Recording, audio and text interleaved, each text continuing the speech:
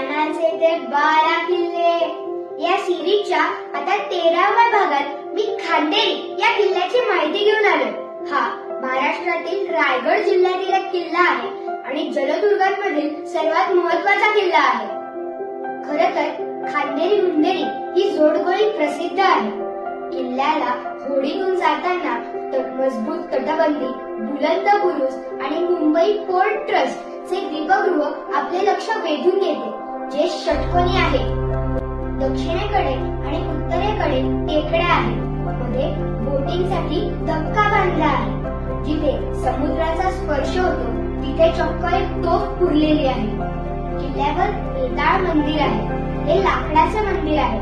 आत मोठी पांढऱ्या रंगाची शिळा आहे. शिळा म्हणजेच वेताळ. ही गावकऱ्यांची श्रद्धा आहे की ही शिळा दरवर्षी आकाराने मोठी होत जाते. तसेच हनुमानाचे मंदिर पण आहे. तटबंदीवर हेलिपॅड पण आहे.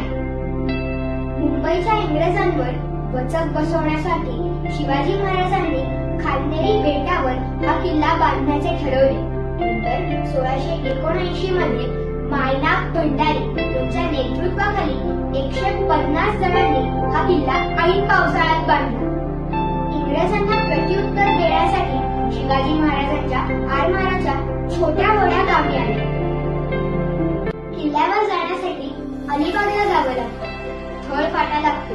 इथल्या बाजारपेठेतून बोटिंगची सोय आहे. असा हा किल्ला मराठा साम्राज्याच्या सागरी शक्तीचा उत्कृष्ट नमुना आहे. याला भेट द्यायला विसरू नका. बोला शिवाजी महाराज की जय.